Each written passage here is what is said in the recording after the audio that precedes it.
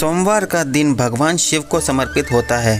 इस दिन व्रत और पूजा करने से मनोकामनाएं पूर्ण होती है तथा वैवाहिक सुख और शांति प्राप्त होती है। अब करते हैं पूजा की तैयारी। प्रातः मुहूर्त में उठकर स्नान करें, साफ या सफ़ेद वस्त्र पहने, पूजा स्थान को गंगा जल से शुद्ध करें, व्रत का संकल्प ले यदि व्रत कर रहे हो तो। अब सामग्री: शिवलिंग या भगवान शिव की मूर्ति, गंगा जल, दूध, बेलपत्र, धतूरा, आग के फूल, चंदन, अक्ष, चावल, सफ़ेद पुष्प, धूप, दीप, फल और मिठाई, रुद्राक्ष की माला जाप करने के लिए। अब चलते हैं पूजा विधि की तरफ। पहला नंबर, हाथ में जल लेकर व्रत और पूजा संकल्प करें। शिवलिंग पर जल, गंगा जल और दूध चढ़ाएं। 3 या 5 बेलपत्र ध्यान से चढ़ाएं और पत्ते उल्टे ना हो।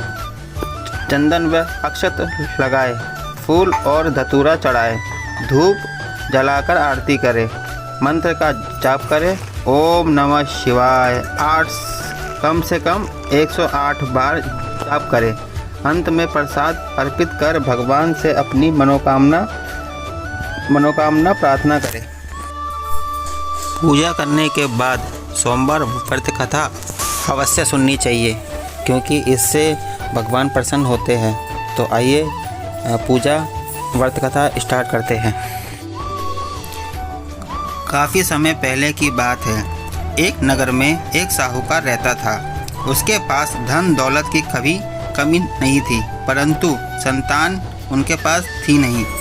वह और उनकी पत्नी बहुत दुखी रहते थे। वह प्रतिदिन भगवान शिव की पूजा करते और संतान प्राप्ति की प्रार्थना करते।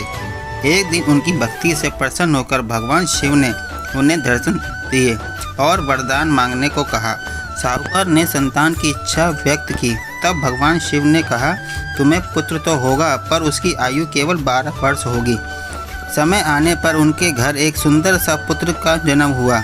माता पिता ने बड़े प्रेम से उसका पालन पोषण किया। जब वह 11 वर्ष का हुआ तो उसके मामा उसे काशी वाराणसी शिक्षा के लिए ले गए। रास्ते में वह एक नगर में रुके जहां एक राजकुमारी का विवाह हो रहा था। राजकुमार बीमार था, इसलिए उसके स्थान पर साहूकार के पुत्र को अस्थायी रूप से दूल्हा बनाकर विवाह संपन्न कराया। विवाह के बाद वे काशी चले गए। जब बालक 12 वर्ष का हुआ तो उसकी आयु पूरी होने का समय आ गया। उसने भगवान शिव की सच्चे मन से पूजा करी और भगवान शिव ने प्रसन्न होकर उसकी आयु बढ़ा दी। थोड़े समय बाद वह युवक अपनी शिक्षा पूर्ण कर घर लौटा। माता पिता ने उसे जीवित देखकर अत्यंत हर्ष मनाया। बाद में वही राजकुमारी भी उसे मिल गई और दोनों सुखपूर्वक रहने लगे।